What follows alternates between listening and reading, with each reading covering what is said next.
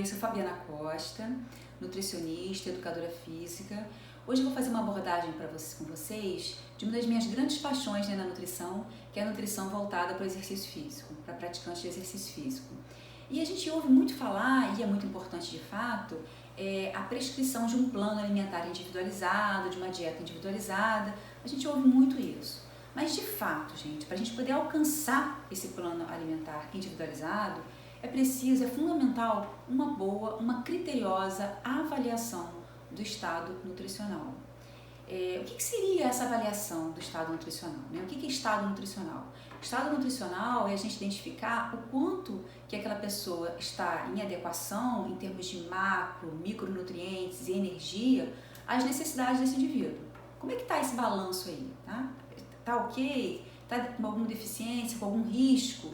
É aí que a gente então identifica possíveis riscos e vai então fazer os ajustes no plano alimentar individualizado. Então, o estado nutricional é definido, né, como esse estado de adequação às necessidades. Então a gente fala aqui de energia, de macronutrientes, de micronutrientes. Muito bem. Então, o que a gente precisa fazer? A gente precisa avaliar esse estado nutricional. E essa avaliação do estado nutricional, ela tem vários componentes, na verdade 4 grandes componentes, né? Que é a história global, que a gente faz uma identificação de todo o histórico do indivíduo, né? De dados pessoais, se informa sobre a profissão, horas de sono, em relação ao exercício físico, intensidade, duração, frequência, há quanto tempo pratica, se já fez exercícios físicos, já fez dietas anteriores, se teve sucesso, se usa suplementos, se não usa, quais são, se usar, se teve algum resultado. Enfim, a gente faz ali um apanhado, né, de um histórico do indivíduo em relação a várias questões, inclusive também histórico de saúde, né, para ver se a pessoa apresenta alguma doença, alguma alergia, alguma intolerância, doenças familiares também.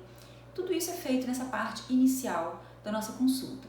Mas ainda nessa parte chega um momento, né, que você vai fazer um questionamento, que você vai fazer uma investigação, na verdade, sobre a ingestão alimentar desse indivíduo. Muito bem. Essa avaliação, né, pelos próprios livros que a gente tem, que estuda em nutrição clássica, essa avaliação ela pode ser a avaliação da ingestão alimentar qualitativa ou quantitativa. Quando a gente fala de qualitativa, a gente aborda os métodos que se propõem a identificar a qualidade daquela alimentação, daquele hábito, né? Como é que está a qualidade, o padrão alimentar. Então, quando a gente identifica um padrão alimentar rico em, pobre em, então a gente não tem a quantidade exata, mas a gente tem uma noção do que está ou não adequado. Mas não é em quantidade, sim? Isso é válido? Sim, é válido. Inclusive até a gente consegue identificar ali até riscos de doenças, né, associadas ao excesso de, à deficiência de. Então a gente consegue identificar ali alguns riscos de algumas patologias específicas. Então é interessante sim. Ou até mesmo se a pessoa está fazendo alguma restrição de grupos alimentares, né, a gente consegue identificar com questionário de frequência alimentar. E, obviamente, vai linkando, vai associando as queixas daquele indivíduo. Muito bem. Só que quando a gente fala de nutrição esportiva, gente, não basta só uma avaliação da qualidade da alimentação da pessoa. Porque as recomendações nutricionais no esporte, elas são, obviamente que a qualidade é extremamente importante, não estou dizendo que não seja importante, mas eu preciso saber a qualidade e também quanto. Que nós temos as recomendações nutricionais que são baseadas em quantidade e também qualidade. Então é preciso, na nossa consulta, a gente ter isso em mente e utilizar um método que seja capaz de identificar a quantidade, ou seja, um método quantitativo. Todo método quantitativo vai te proporcionar quantidade, mas também, obviamente, a qualidade. Quanto de quê, né? Então, o qualitativo fica no padrão, rico em, pobre em, a gente identifica algumas inadequações ali, possíveis inadequações, é importante. E esse QFA, voltando um pouquinho para ele pode ser realizado, sim, é útil, mas assim, não, na minha opinião, na hora da consulta. Porque na hora da consulta a gente precisa ter várias outras coisas para poder abordar. Então, talvez seja melhor você deixar esse questionário de frequência alimentar para ser preenchido, né, previamente, numa pré-consulta, ou então até posteriormente. E em outro momento você pode aplicar de novo um QFA e fazer uma comparação entre o padrão alimentar anterior ao plano alimentar prescrito e depois do plano alimentar prescrito. Isso é bom para fazer essa comparação. Mas ele não se esgota por aí, essa avaliação da ingestão alimentar. Bom, além dessa avaliação da ingestão alimentar qualitativa, a gente então tem que fazer usar um instrumento, né, que seja capaz de nos gerar a quantidade. Por que a quantidade? Porque, como eu falei para vocês, nós temos recomendações de energia, nós temos recomendações de carboidrato, proteína especificamente de cada um deles para determinado tipo de modalidade, intensidade, duração, que a gente vai ver isso em outro momento qualquer, eu vou passar isso para vocês também. Mas é importante que a gente tenha essa quantificação das coisas, dos macronutrientes e também dos micronutrientes, porque a gente também sabe que existem alguns micronutrientes mais relacionados ao esporte, né? Então a gente precisa quantificar para avaliar essa adequação. Muito bem. Então, gente, que métodos a gente poderia utilizar? Aí o que eu queria chamar a atenção para vocês. Muita gente sabe, aprende em livros mesmo de nutrição clássicos, a gente ouve muito falar e aprende na faculdade do recordatório de 24 horas. O recordatório, gente, de 24 horas é aquele método que a gente pergunta, né, o nutricionista pergunta para a pessoa tudo que ele comeu ou bebeu nas últimas 24 horas. Ok, muito bom que você vai identificar tudo que essa pessoa consumiu no dia anterior à entrevista. A questão toda é que uma vez só não vai refletir o hábito daquela pessoa, a rotina daquela pessoa. Não vai refletir necessariamente. Então, o que a literatura diz? A literatura diz que para você avaliar indivíduo, esse método deveria ser realizado pelo menos 3 vezes não consecutivas. Ou seja, dia sim, dia não, um dia pula 2, faz o outro, incluindo aí um final de semana ou um dia atípico, de feriado, um dia que a pessoa tenha saído da rotina. E aí, dessa forma, a gente consegue identificar essas diferenças que a gente tem de um dia para o outro em relação às escolhas alimentares, em relação às práticas alimentares. E aí a gente consegue identificar melhor a ingestão habitual desse indivíduo. Mas veja bem, como que a gente vai fazer na consulta? Vai ter 3 consultas para fazer a avaliação pelo questionário, pelo recordatório 24 horas? Vai encontrar com essa pessoa 3 vezes antes? Então, na prática, gente, isso não é viável, não é viável. Então, na prática, o que a gente faz? A gente pode perguntar para aquele indivíduo ali o hábito dele, que aí deixa ele falar o que ele habitualmente faz, a rotina dele. E nessa rotina, dentro dessa rotina, a gente tem pessoas que não tem uma rotina muito clássica, muito uniforme, modifica muito de um dia para o outro, né, a qualidade do alimento, até mesmo a quantidade. Tem pessoas que fazem muito isso, mas a maioria tende a seguir um padrão. Mas enfim, você vai identificar aquilo na sua entrevista. Então você vai perguntar o que a pessoa habitualmente faz, que horas ela acorda, o que ela come, quantas vezes por semana ela faz aquilo, né, quando modifica, o que modifica mais. Beleza, você pode fazer então essa avaliação ali, né, nas perguntas, né? A pergunta seria do hábito dela, de um modo geral, e aí você inclui também final de semana e tal. E você também pode fazer o recordatório 24 horas, mas eu quero reforçar que o recordatório 24 horas sozinho, ele não reflete nada, ou seja, não serve para você poder quantificar. Então, Fabiana, o que eu posso fazer para poder quantificar? Gente, para quantificar é preciso de um método um pouco mais preciso. E que você tenha condições de gerar essas informações sem ter que encontrar com a pessoa tantas vezes, né? Bom, o que a gente pode fazer então? Eu gosto muito do método registro alimentar, que vocês também já devem conhecer. O método registro alimentar é aquele método que a pessoa vai escrevendo, vai anotando, né, tudo que ela come e bebe durante um dia todo, desde que ela acorda até que ela vai dormir. Então ela vai, trabalha, bota lá, hoje em dia, a pessoa anota no próprio celular mesmo, né, você nem de papel.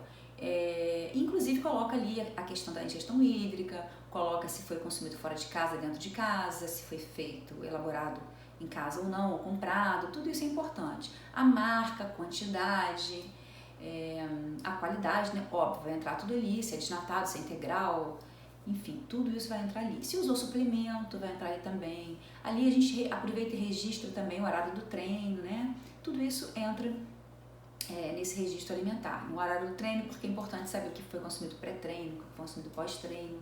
Só que esse registro, gente, assim como o recordatório 24 horas, ele não pode ser feito só uma vez, ele não adianta nada que seja feito uma vez somente. Tem que ser pelo menos 3 vezes também, dias não consecutivos.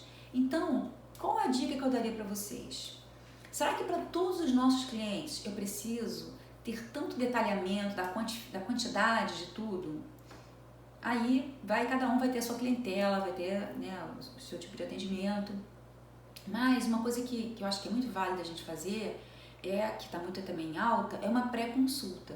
Então você, a partir do momento que essa pessoa agendou com você pode fazer uma pré-consulta, pode aplicar, mandar para ela, né, por exemplo, um QFA, pequeno de preferência, eu acho que o QFA, tem até QFAs enormes de 100 perguntas, eu acho que não vale a pena neste caso, porque você vai fazer outras investigações também. Então você pode fazer um QFA mais sucinto, né? E nós temos vários modelos, como eu falei para vocês.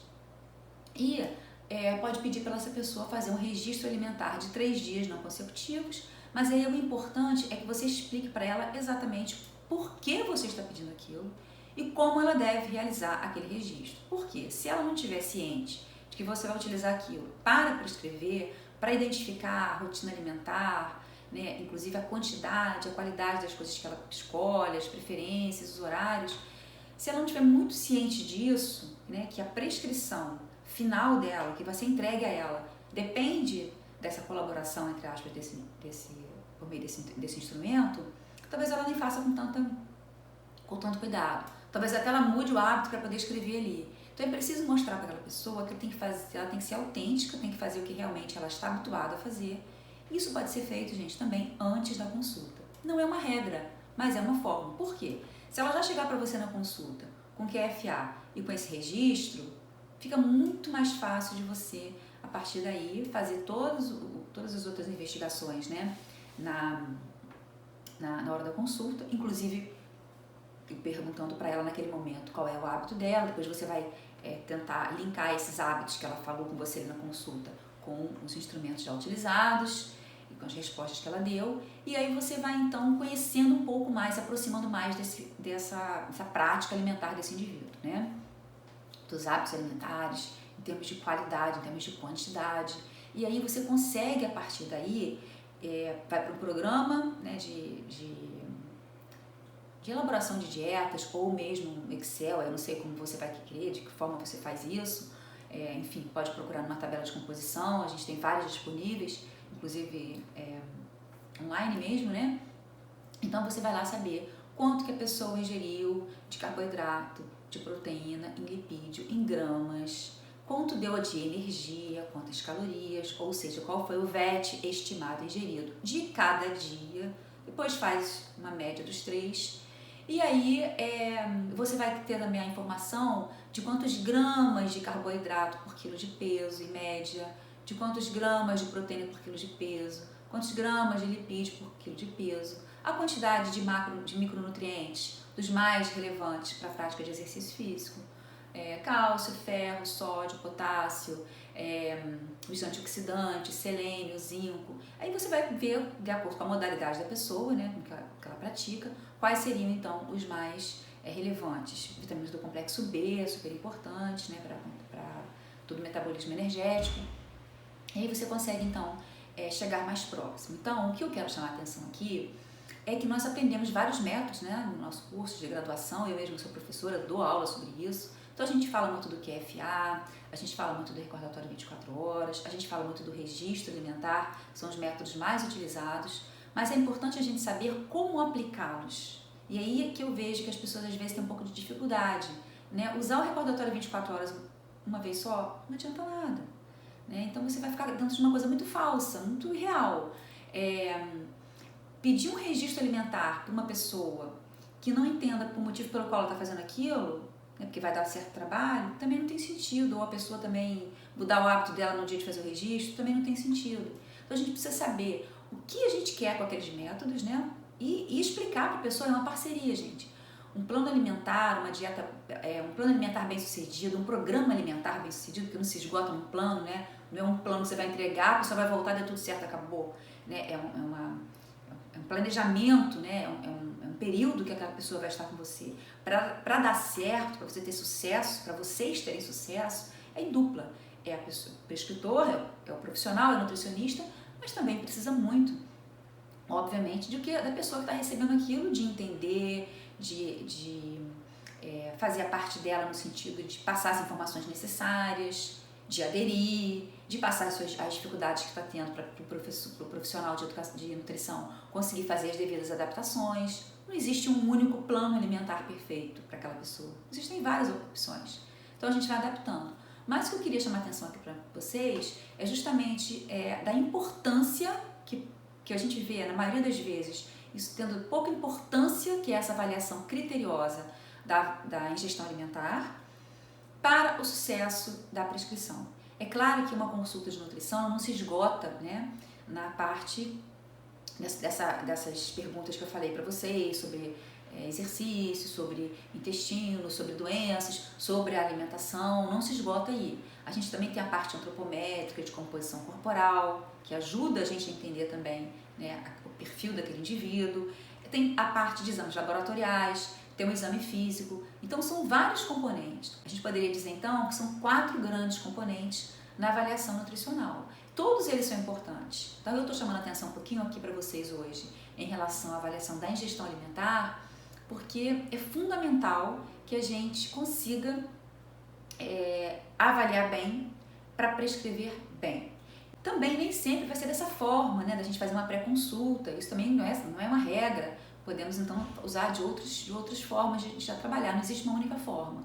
Mas seja lá qual for a forma que você escolher, né, que a pessoa escolha, que o profissional escolha, é importante ele ter em mente que ele vai precisar daqueles dados para prescrever, de fato, né, aprofundar essas informações para que você possa prescrever bem. Então isso é uma coisa muito importante que eu tenho para dar de recado, que muitas vezes é negligenciado, né?